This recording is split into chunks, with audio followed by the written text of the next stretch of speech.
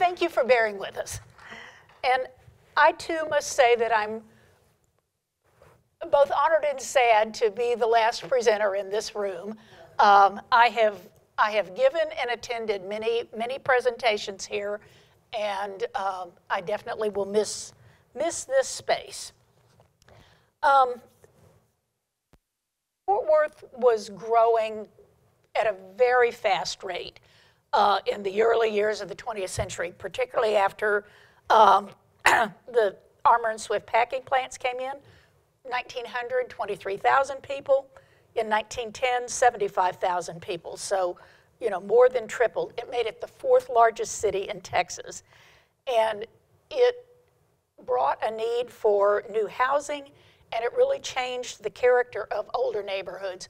We see a lot of urban density going on in Fort Worth right now, and that was happening in the neighborhoods that were fairly close to downtown Fort Worth, particularly in the early years before the streetcars started running down into the south side.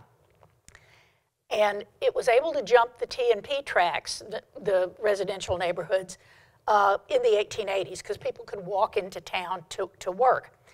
But on April 3rd, 1909, a disastrous fire leveled most of the older neighborhoods that were just south of downtown.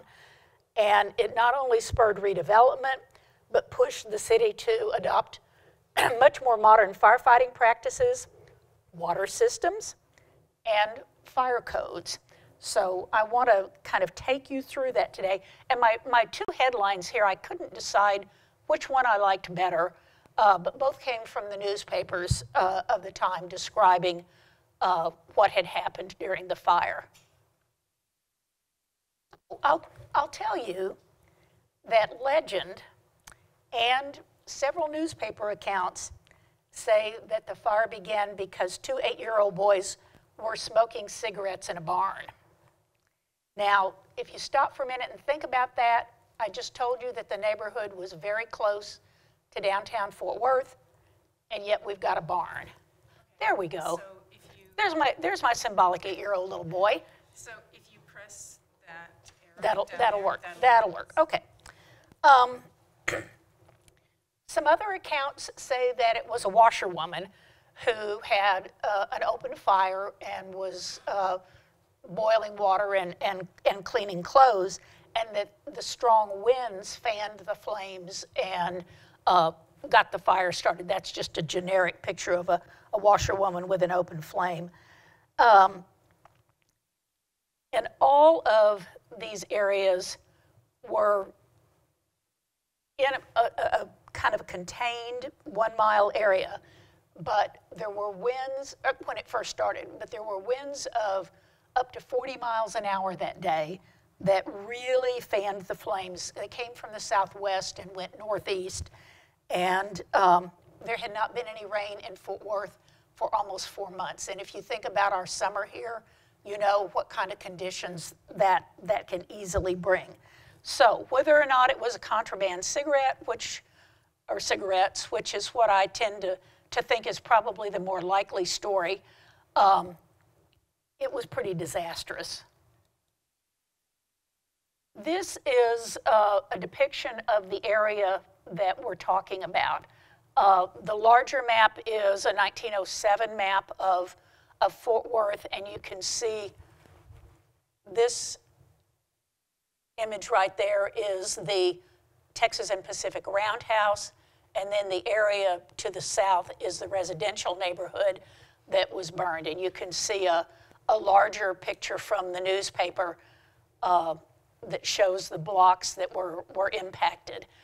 If you can look at the one on the right, the image on the right, Broadway was the most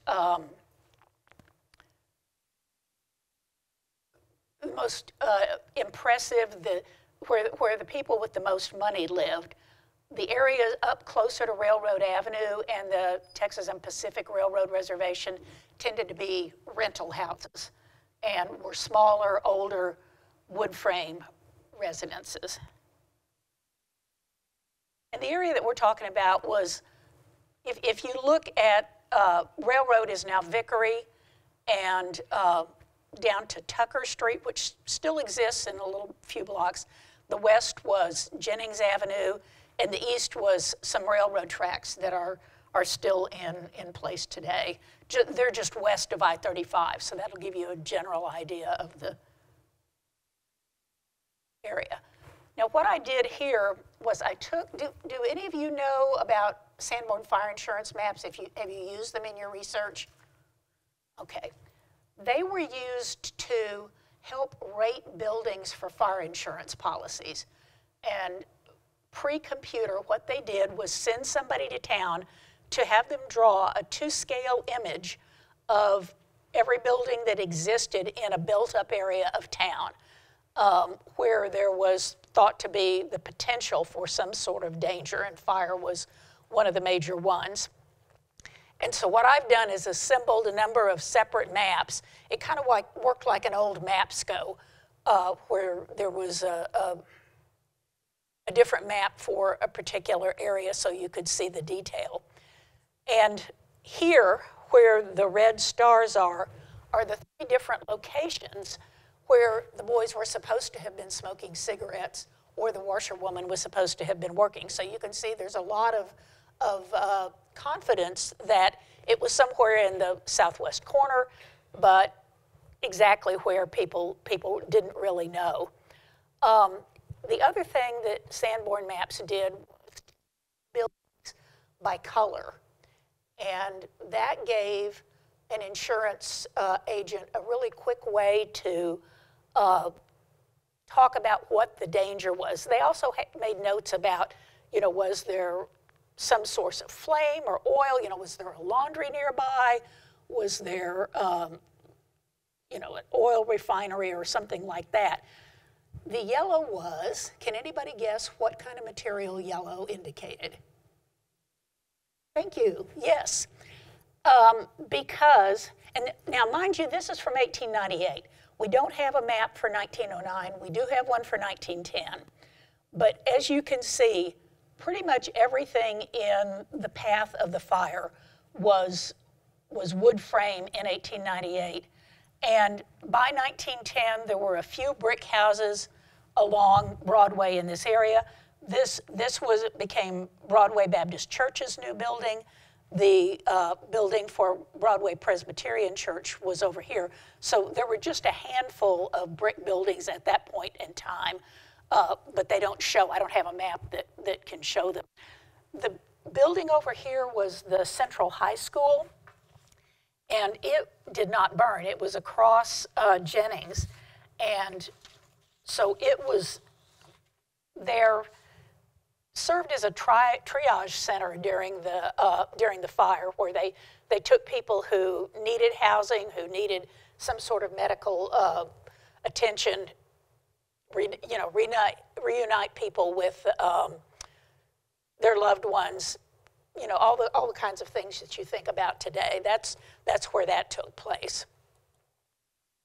Now, there aren't a lot of pictures of what the area looked like. That's why I was using the map to sort of give you an indication of what it does. But there are a few pictures of the commercial entities. There was a hospital called the Protestant Sanitarium that was up along Railroad Avenue. It was also called South at some points. The picture in the upper right is Broadway Baptist Church. The picture in the lower right is Broadway Presbyterian. And this building is the Swedish Methodist Episcopal Church, and it was the only wood frame church in the area, and it burned during the fire. But that'll give you an idea of some of the buildings. Now, this picture was one of the first ones that I found, which shows the actual fire itself. And it was smoky, it was dirty. There was a lot of coal at the Texas and Pacific Station that caught on fire. And so it was hard to get a really clean, sharp picture. And I'll show you some other examples a little bit later. Now, where is our photographer standing? The picture on the right is the Jennings Avenue Viaduct, the bridge that crossed the TNP tracks. And our photographer is standing somewhere on the bridge. Now, it may be for safety because you really don't want to be that close. Those are coal sheds down in the foreground of the picture. Most of the problems with the fire were to the east of Jennings Avenue. Almost everything that burned was east of Jennings. So he would have been looking, the photographer, and I'm assuming it was a he, would have been looking to the east, not to the west as that postcard does. And this is the image that he would have seen.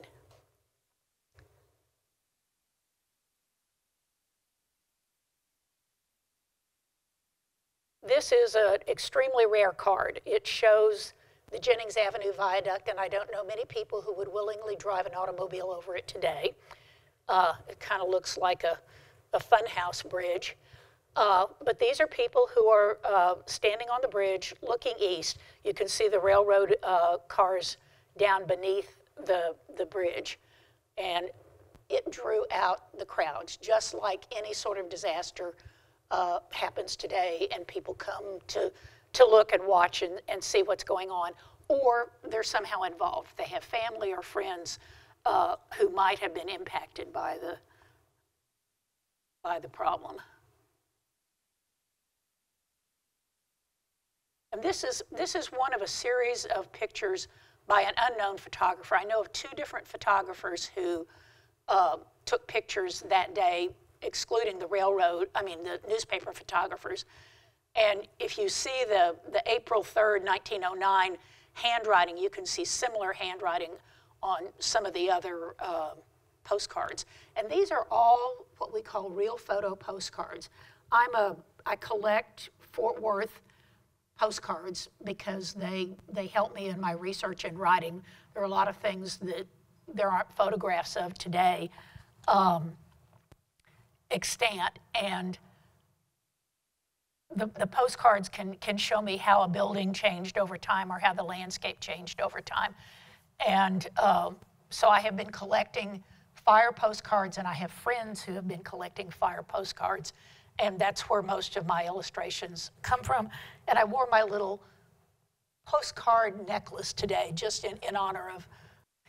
This is a postcard that I got just recently at a postcard show, and it is a pretty amazing image in my opinion. There's a variant of it that the whole right side was cropped off, and you get on the left side.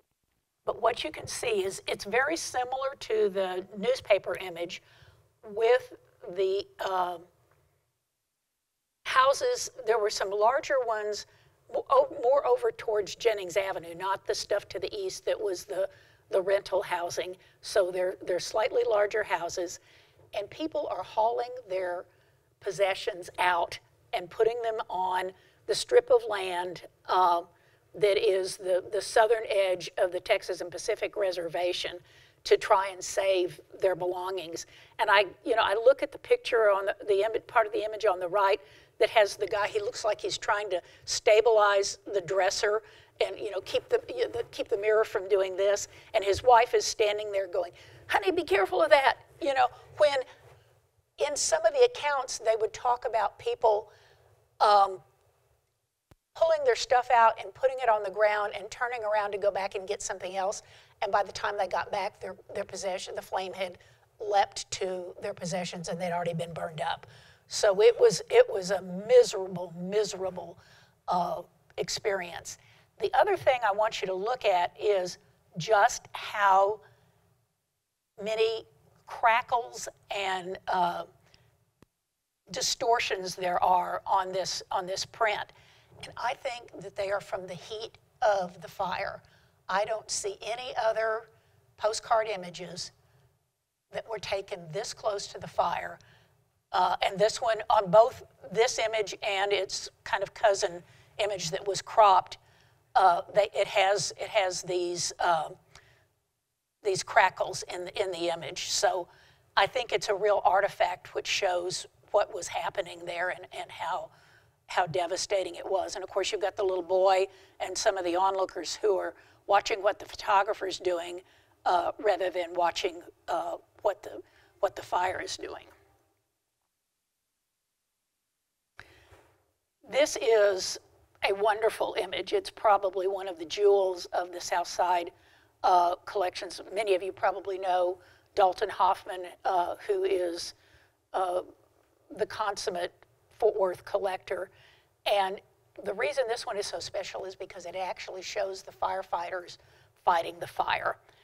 They don't tell us exactly where, but you can see some of the problems, you know, like big stacks of wood to use to heat homes, you know, probably coal that they were trying to get out of the way of things, and then the firefighters trying to put water on a house.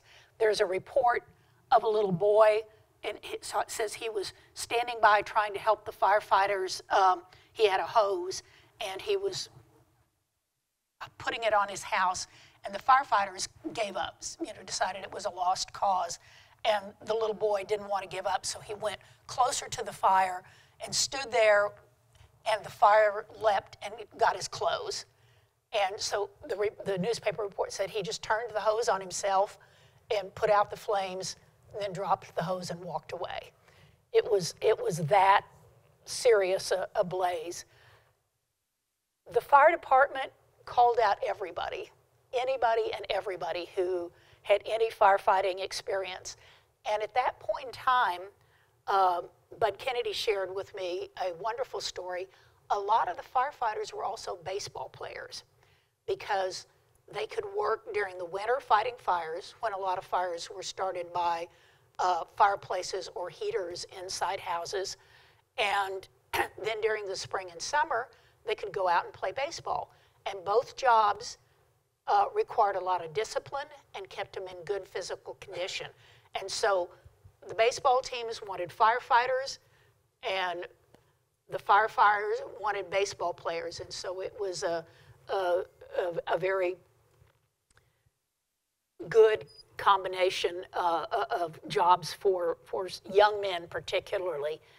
And they even had to cancel a baseball game. There were the Fort Worth Panthers were scheduled to play the Brooklyn Dodgers, and they canceled the game and called the people who were firefighters in. The Brooklyn team left town. They went on to play other games, so they didn't stay and help, but everybody in Fort Worth did. They used, let me find my note here that has the amount of water, that 5 million gallons of water, including some that was pumped from the Trinity River. They were literally running out of water to fight the fire. And at this point, Fort Worth's water came from artesian wells, so the river was several miles away, so they had to bring wagons where people were bringing water. And by 1914, the city of Fort Worth built Lake Worth to ensure a steady supply of piped water. And these pictures show several different fire stations in the area. You can see that they're fairly small, that they've got horse-drawn fire engines. Even Dallas and Weatherford and Corsicana and a number of other towns sent firefighters to help. Dallas, within 30 minutes of getting the phone call, had a train loaded up at downtown Dallas with the horses in a boxcar, the wagons on a flatbed, and the firefighters, and a special train pulling into Fort Worth a couple of hours later to help fight the fire. So that was pretty much above and beyond, especially if you consider that it was Dallas. I've worked in Dallas for years. They're good people there, but it's kind of amazing. This is another Sanborn map. It's kind of the key map, and it shows what was mapped. I was picking from some of those maps that are numbered in the 30s in the picture that you saw earlier. But this map really shows you why downtown didn't burn. And it was the Texas and Pacific Reservation. There was a wide open space, and they were able to stop the fire. You see there, South Street is what would later be Railroad Avenue. And that was the area to the south of that. And then here's Main Street. It went over to railroad tracks over here, and then the Main Street Bridge and the Jennings Avenue Bridge here. This is the area that burned, and this little strip of open land is what helped save downtown Fort Worth.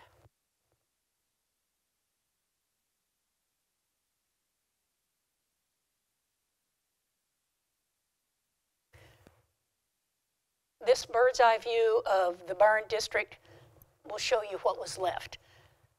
Particularly in that northern area closest to the Texas and Pacific Reservation, where they had the older houses, many of them did not even have heat. They were rental houses. They had been divided up and had a lot of people living in them. And so when they burned, everything was gone. There wasn't even a chimney left in many of them. One of the reasons people wanted postcards was that they were inexpensive and they could send them to their friends. It was sort of the Instagram of that day. And they could tell them what had happened. And so you can see this one was sent to somebody in Pennsylvania, in Allegheny County, Pennsylvania, to a young man's sister, and describing the fire. How our city looked, what our city looked like after the fire. Saw house burn where I made the X on the other side. Your loving brother, HB. So this guy stood and watched that, and he, you know, it's kind of, I was there kind of situation.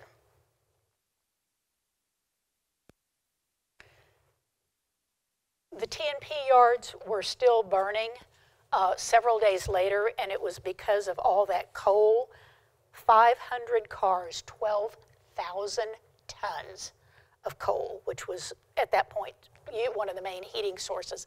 And whoever sent this card very helpfully identified some of the major buildings in Fort Worth. This is taken looking towards downtown with the TNP Depot, the Post Office, City Hall, and Cameron's Mill.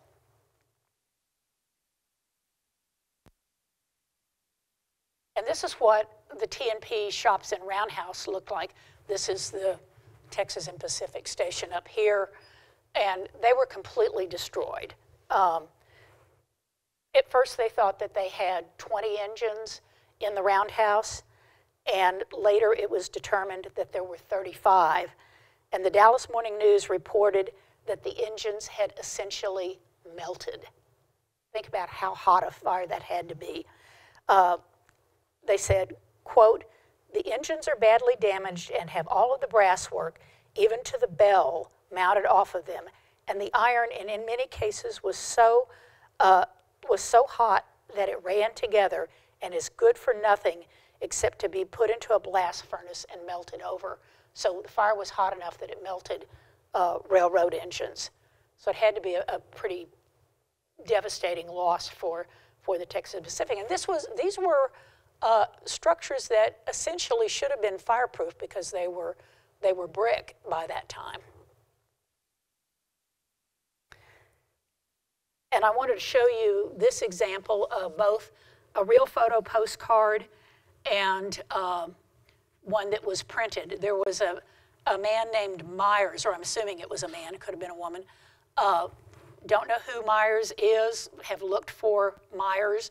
Not a professional photographer in Fort Worth, but it could have been somebody that knew photography and knew how to quickly produce real photo postcards, which you could do if you had a darkroom in your house, or access to a dark room. And this is looking down Main Street towards the Texas and Pacific Depot.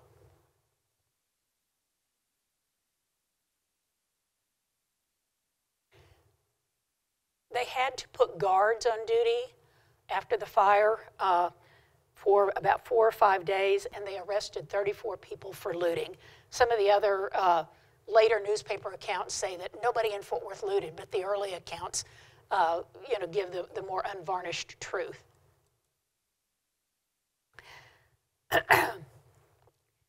These are sort of what the neighborhoods looked like, just a sampling of different real photo postcards. The trees have no life left in them. They've been burned to twigs. And you can see the size of the area that was devastated.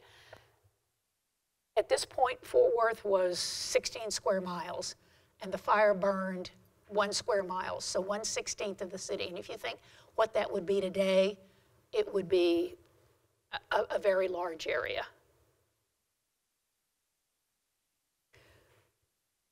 This is a combination of pictures looking east on Broadway.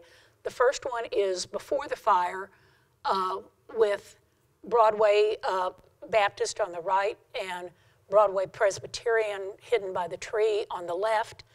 And then from a slightly different angle here, a picture after the fire with Broadway Baptist, just a detail of it on the right-hand side of the picture, as well as some of the houses that were destroyed. The Fort Worth Women's Club, sort of federation of clubs, had started to help the park department at that point put together a series of parks in Fort Worth. And believe it or not, the median on Broadway was considered a Fort Worth park, and the women's clubs planted trees or provided the funds to plant the trees, which look like they have a pretty decent start before the fire, and afterwards they had to be replanted. The park board paid to replant them the second time. This is looking in the other direction at the damage, and you can see, again, Broadway Baptist on the left and some of the houses on the right.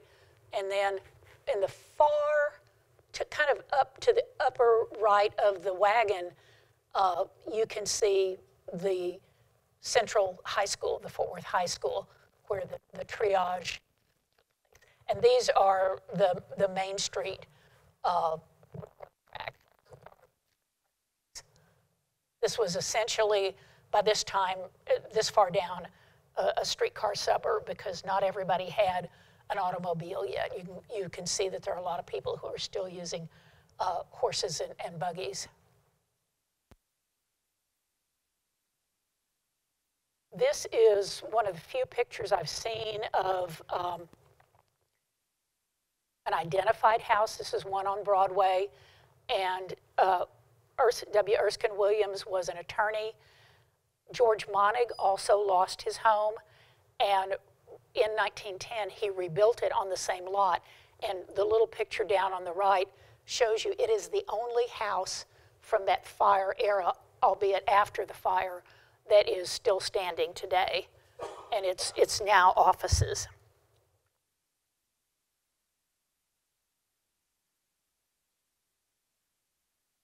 This is a picture of Tucker's Hill, and it's one of the kind of more interesting stories that's involved in the fire debacle. There were a lot of houses, many of them rental houses, and also some commercial businesses. At that point, Tucker Hill was 42 feet above sea level, which was the highest elevation in Fort Worth at the time. I'm sorry, it's 42 feet above the courthouse. I lied to you.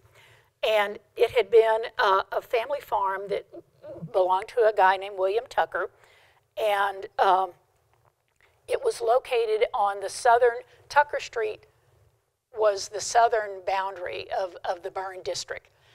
And the problem had been that the businesses wanted this hill leveled because it was hard they didn't believe that cars were coming, and it was hard for horses and wagons to get up this hill, harder for them to get up this hill, so they wanted the grade lowered. But the people who lived in the houses did not want to have to climb a series of stairs to get to their house, and so they went back and forth and back and forth. You know, let's lower the grade by 6 feet, let's lower it by 4 feet, let's lower it by 3.5 feet, and it came to a standstill. Nobody had won. But after the fire, when there were no more houses, the first redevelopment project that was started was lowering the grade of Tucker Hill by 6 feet. So if you go and look for Tucker Hill today, it's essentially been carved, smoothed off. It really isn't anymore. But you can try Main and Tucker and some of the other streets and look to see. And I drove around and tried to find if there was any real part of Tucker Hill left, and there wasn't.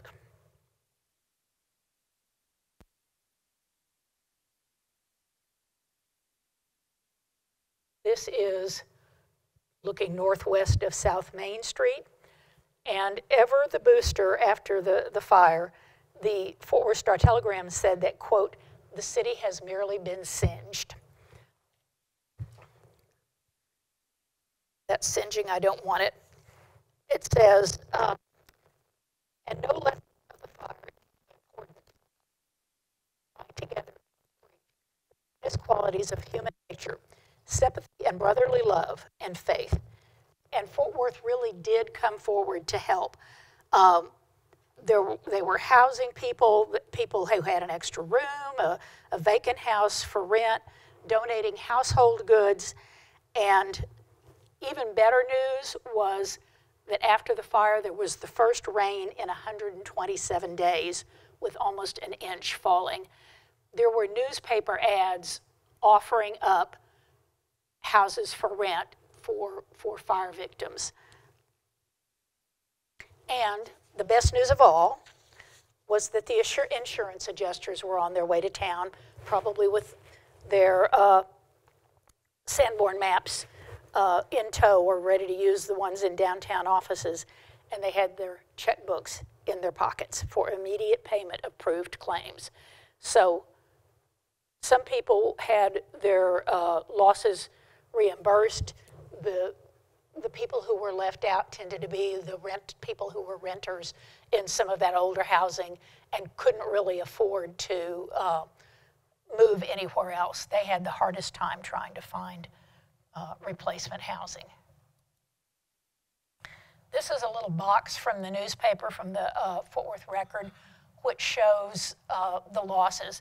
There was only one person killed, a man named J.J. Newland, who was a retired banker from Crum, Texas, who was in town visiting friends. The damage that's shown here is over $876,000, and today that would be something on the order of $324 million. So pretty substantial damage, and they show you the names of the buildings that were destroyed and the names of the people who were injured, including a couple of firemen.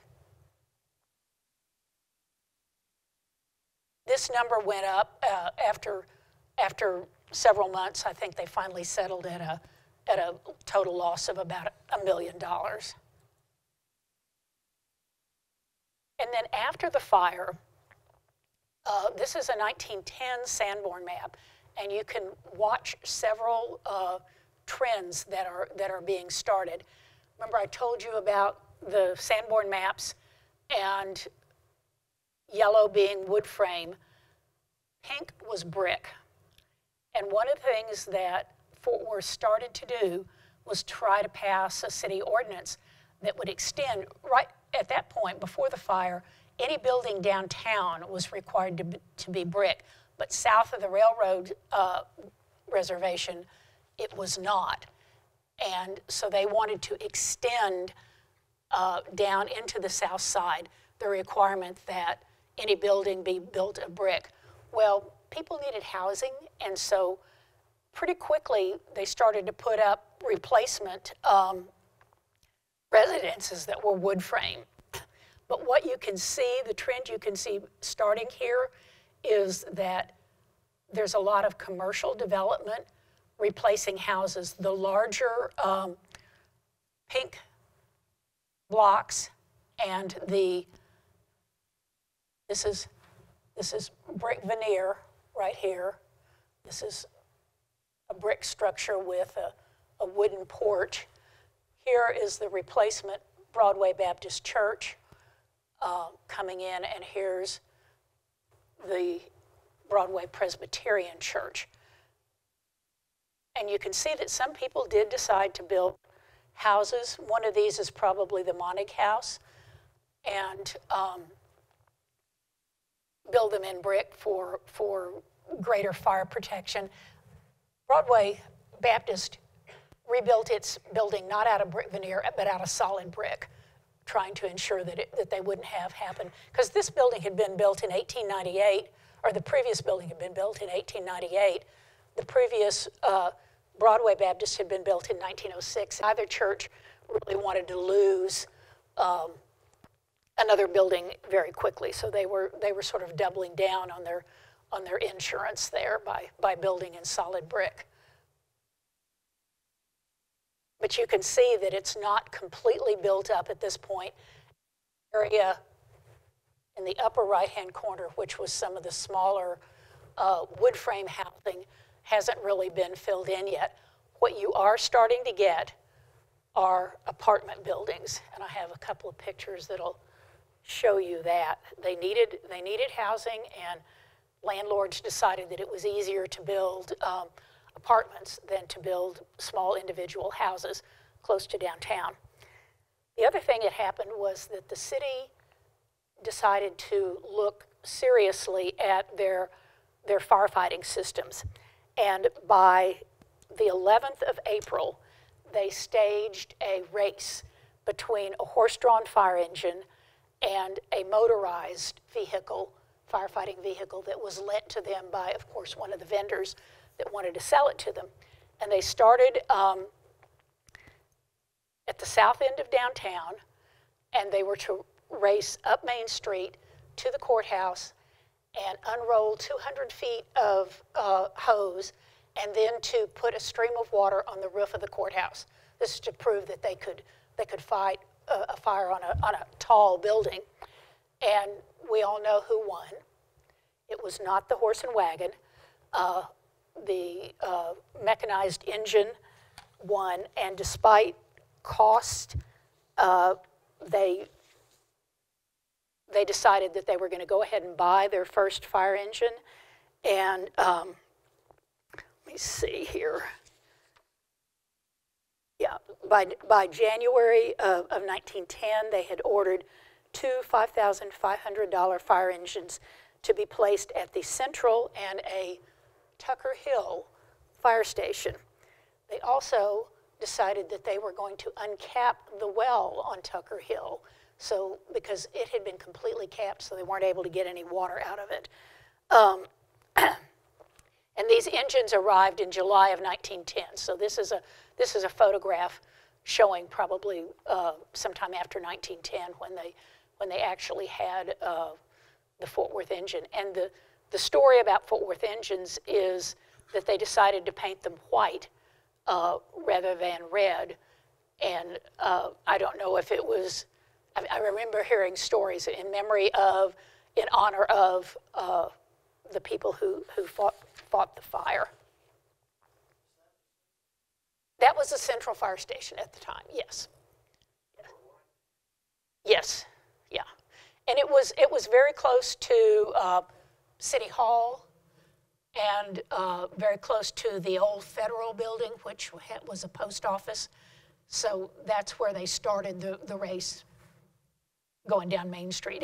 It would be, roughly where City Hall and the Public Safety and Courts Building are today. Here are pictures of Broadway after the fire, and then this is Broadway before the fire, and then this is the building ended up with as their solid brick building.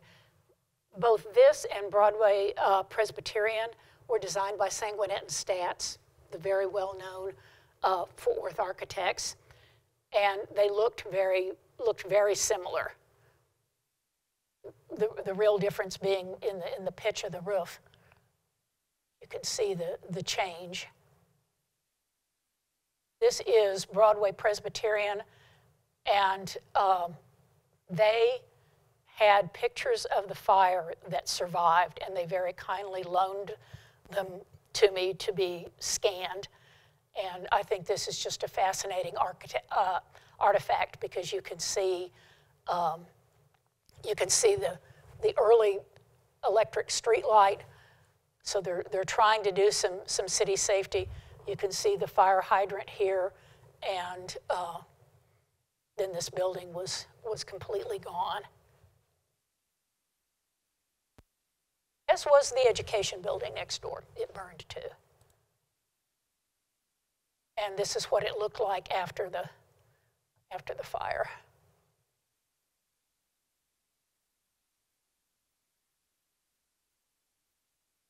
And then this was the new Broadway Presbyterian Church, which, as you can see, was going to look very similar to the Broadway Baptist Church.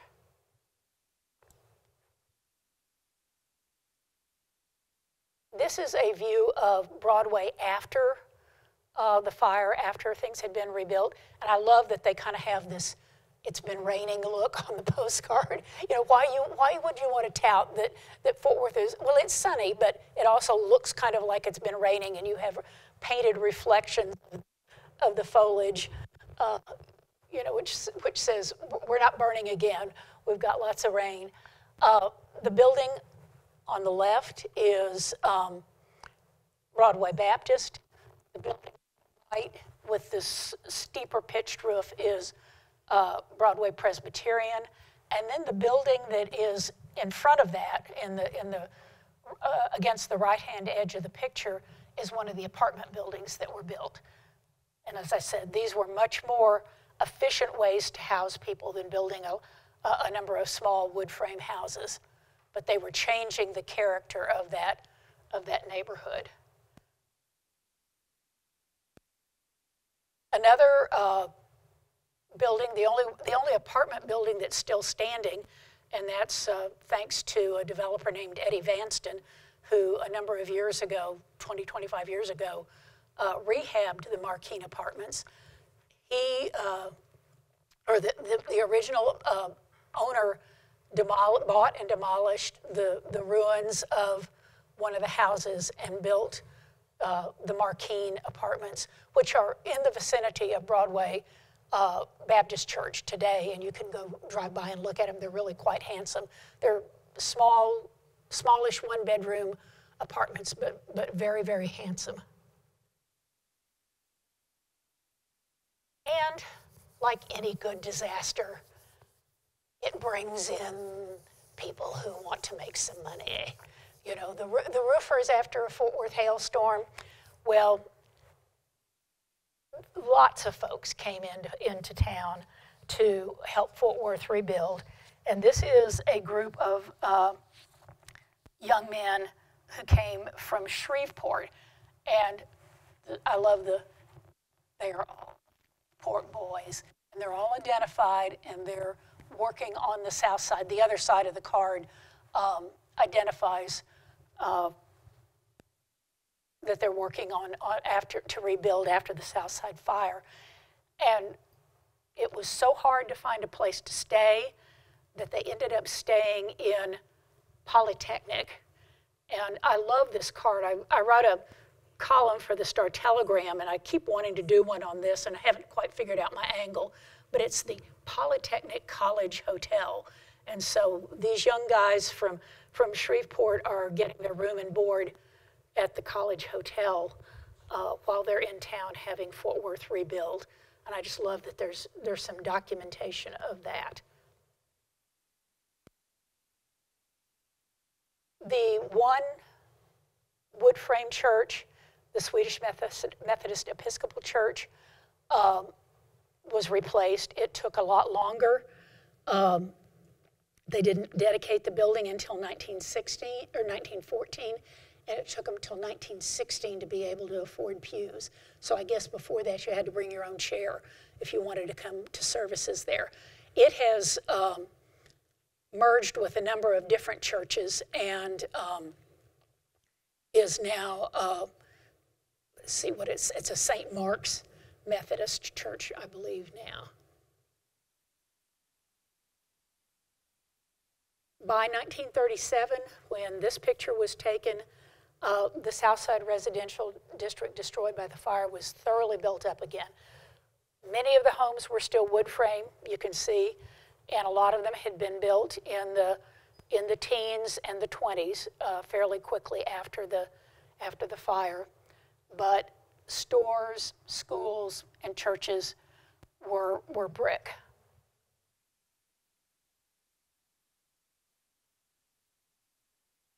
But by the 1950s, change was really on the way.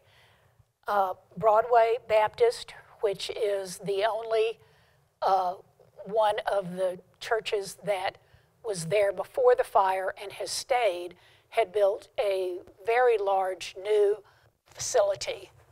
It's in the center of the picture. By contrast,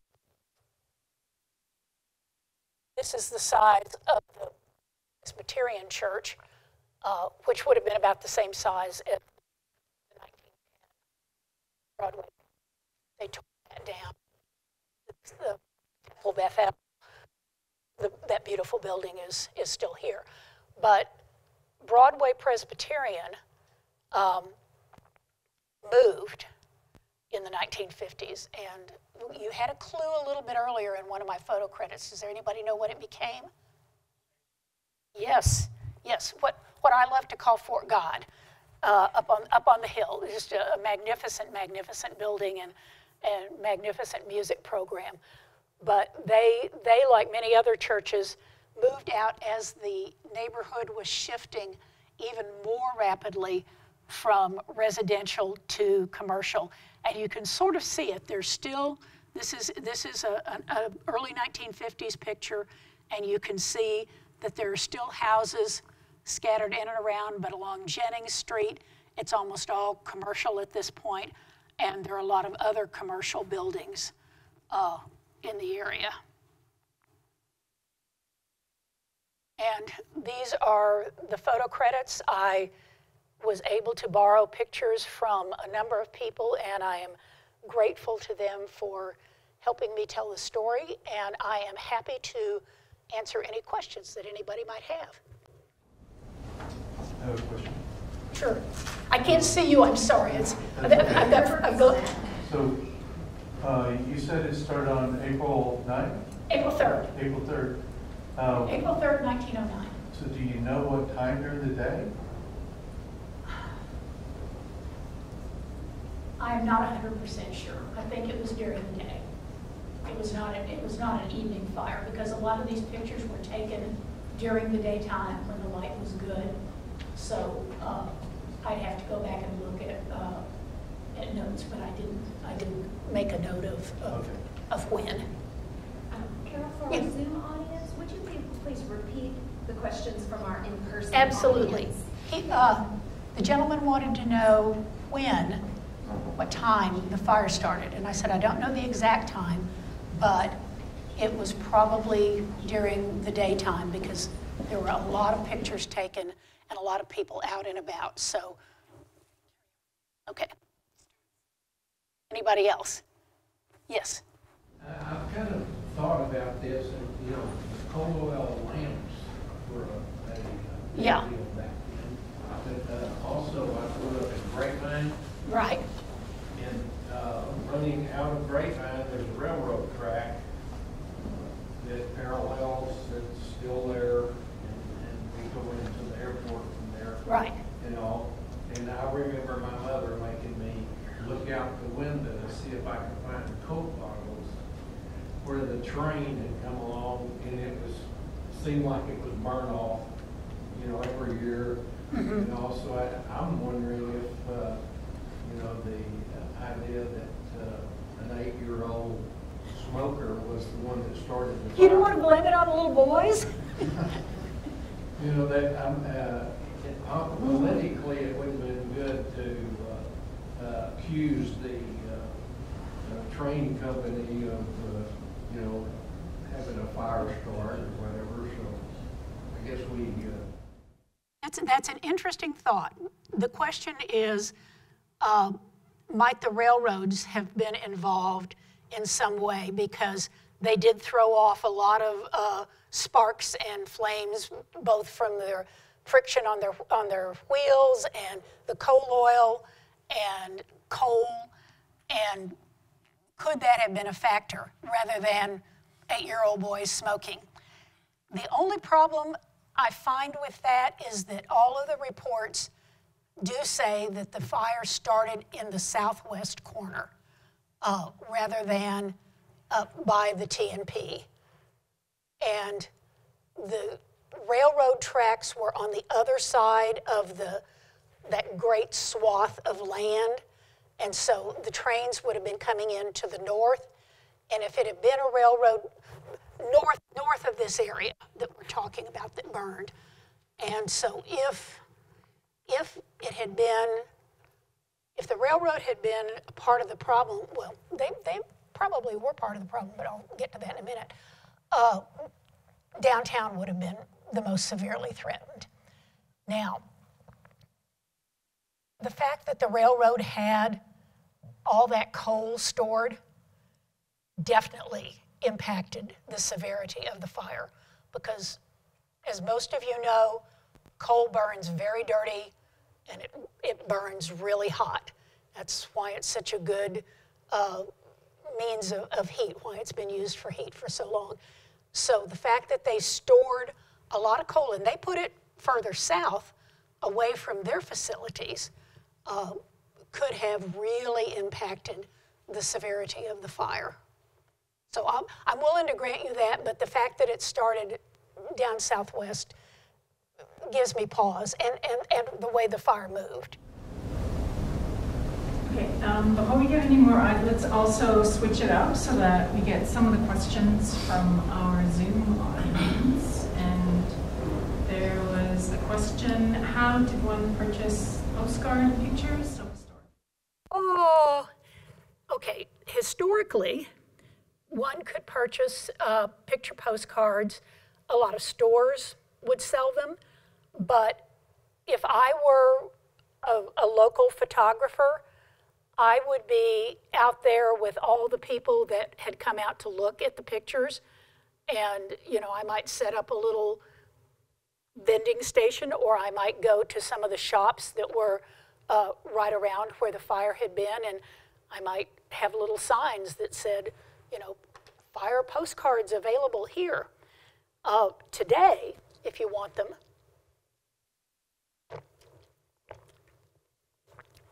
there are several ways. Online, eBay, postcard auctions, but they also have postcard shows that you can go to. There was one here in October, and that's where I was able to purchase that from a dealer that I know. So, okay, we'll take another one from the audience. I just wanted to tell you that at that time, my step-grandfather worked for the city of Fort Worth Water Department. And he was 27 years old at that time. And he was sent down to the Holly Street pump station. And he gave the story that they pumped the Trinity River dry.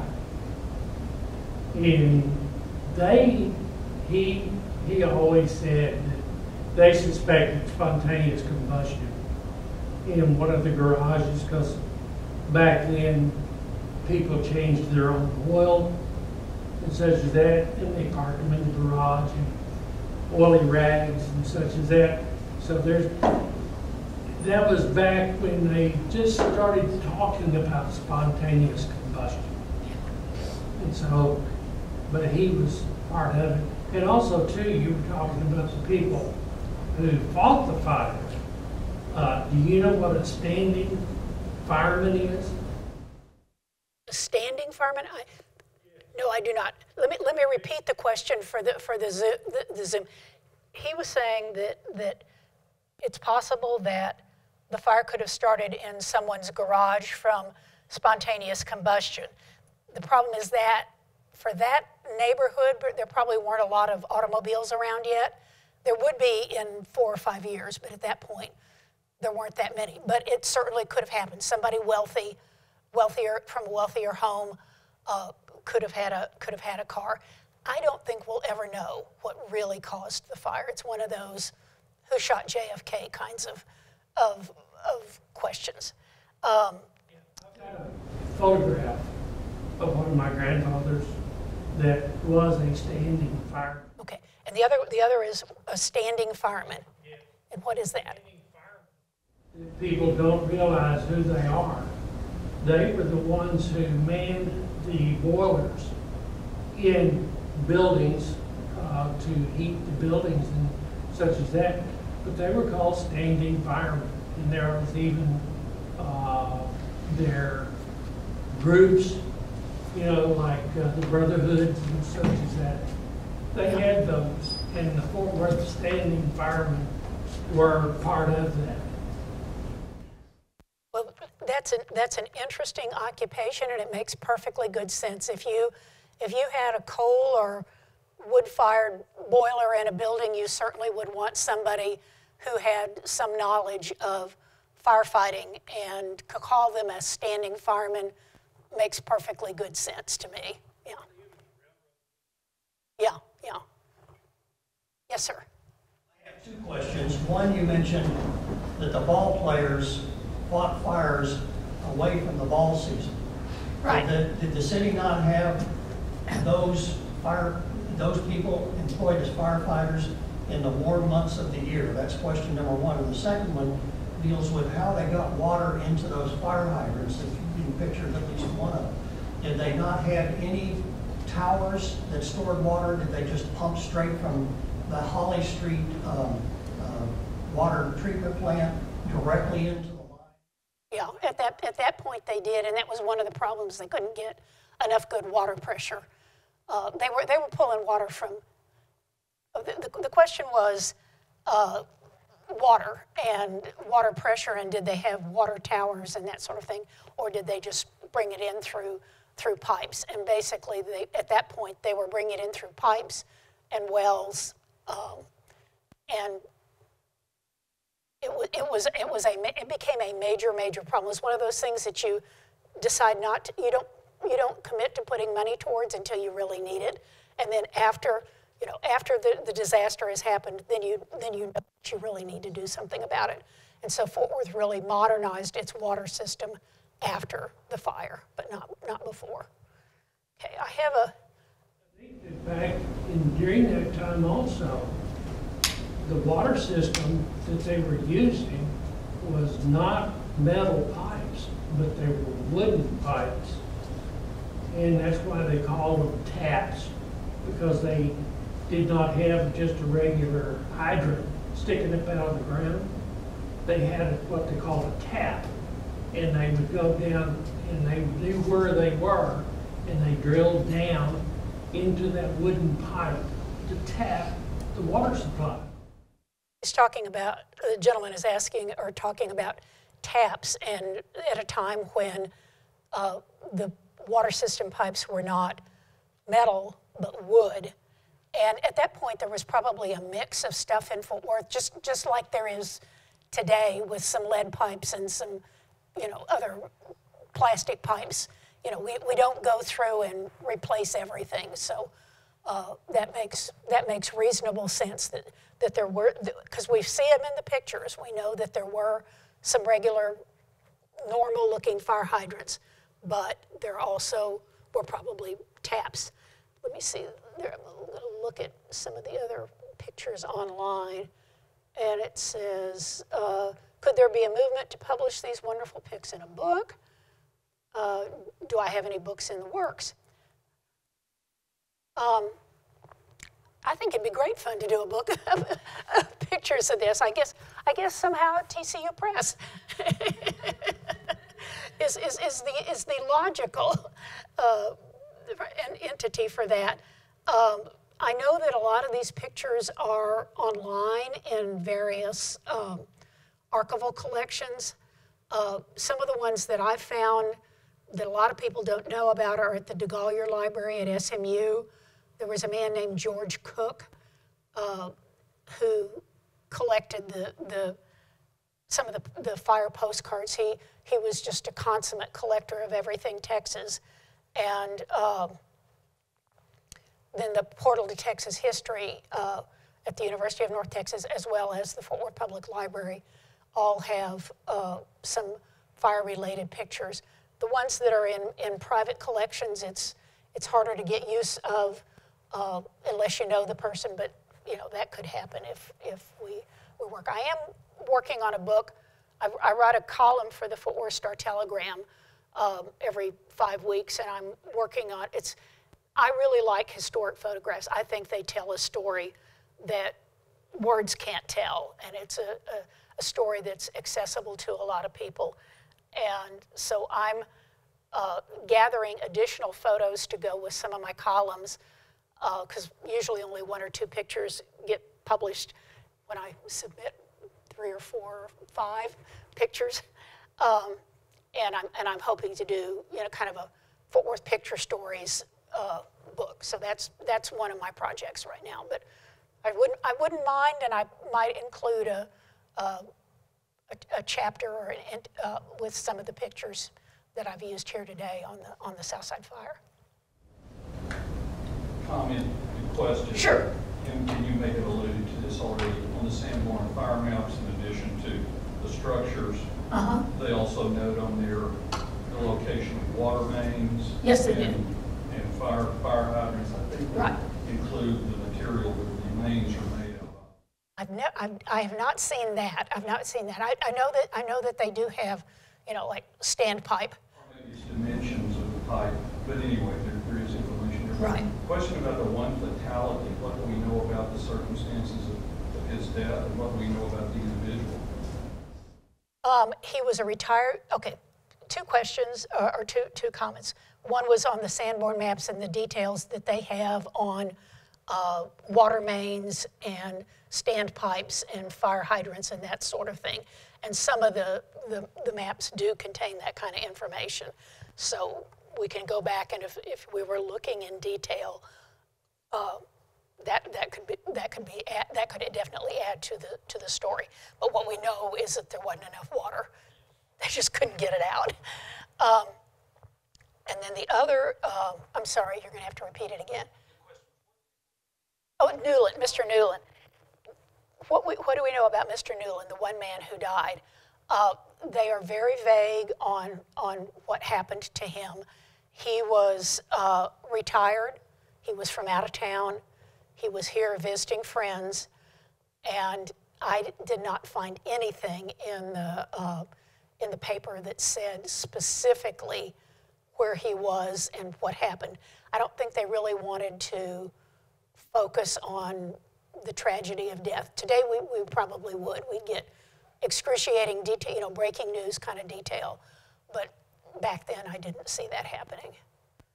They were saddened by his death, but nothing about the circumstances that I ran across. Perfect. During the fire, how would other residents have been informed to conserve water because of the fire? How were they informed about what was going on? Well, there were no radio stations. They didn't have a telephone system, but obviously people knew about the fire because they all came down to look at it, or a lot of them came down to look at it. And I would imagine it would have just been by word of mouth. Did you hear there's a big fire downtown? They brought in every firefighter in town. They're having trouble getting enough water pressure and enough water to fight the fire. And maybe please don't be pumping water out of your well or using your taps right now. The notion of how people would have known to conserve would have been much sketchier than it would today, when we probably get something on our cell phones. Yes, sir. How much, I know a penny postcard, back when that's what my mother called them, Right. penny postcards, okay? How much Right. have you paid for some of the postcards? That you want to tell them.